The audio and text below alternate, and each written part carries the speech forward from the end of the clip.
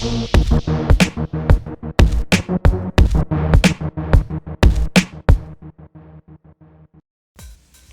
the particular record that I found for this beat was this one from 1930, before they even started making records, but somehow I was able to get my hands on it through a friend of a friend of a friend. You know, I found this 3.5 millisecond loop, and I took that, chopped it, and laid things on top of it to kind of complement the beat. You know, I wanted it in a way that nobody knew what direction it was gonna go in. Nobody could predict the hi-hats come here, the drums come here, you know what I'm saying? I wanted so people didn't even know how to rap on it. You know what I'm saying? So I took this loop and I carefully structured it. It took me about a couple weeks to really find out how this was gonna go.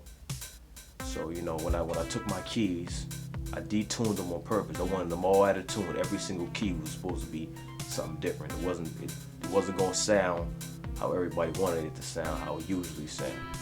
Detuned everything. I threw the keys on it. I took a guitar. I cut the strings. I didn't want the standard sound. I wanted something completely new and original that nobody heard before. So I cut all the strings, taped them back together so they can get that loose sound, and threw the guitar on it, threw a couple more things on it. You know what I'm saying? Because I wanted it to be as epic as possible. I wanted people's hearts to stop as soon as they heard the record. So, you know, I did my thing for a couple more months, and that's how that came to be.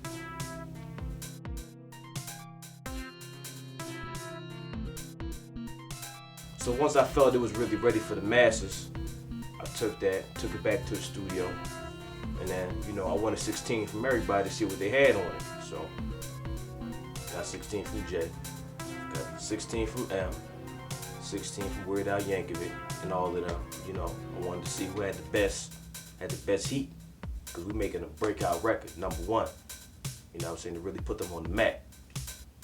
So, you know, I heard what they had. It was alright. You know what I'm saying? I was actually surprised when I heard the Jonas Brothers on the record. You know what I'm saying? I didn't expect them to pop off the way they popped off, but it was alright. But in the end, I didn't feel like they could achieve that hip hop sound I was really trying to go for. So, you know, I ended up going back to M, and I felt he really needed a breakout hit. I mean, he's been gone for like, what, 13 years? You know what I'm saying? So, you know what I'm saying, at the end, I gave it to him so he could really, you know what I mean, shine on the beat the way it needed to be done.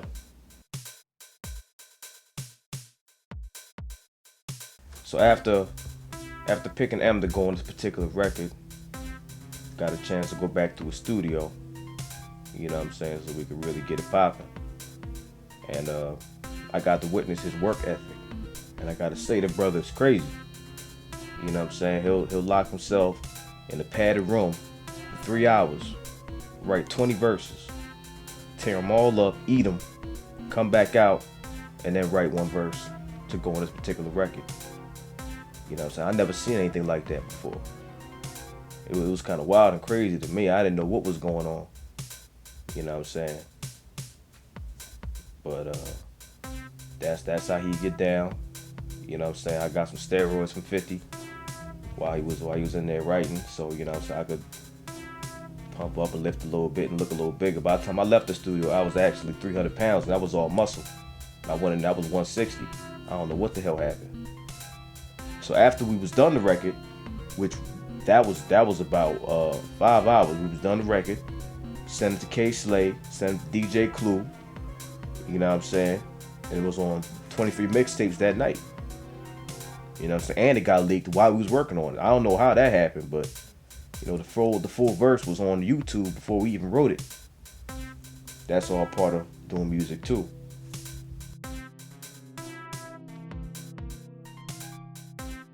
A lot of people may feel that I did too much for this particular record. You know what I'm saying? I put too many things in it.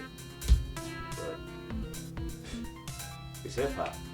Ain't no such thing as too much. You know what I'm saying? So they can say what they want to say, but at the end of the day, we won't eat parfaits in Tokyo. You know? So that's about it.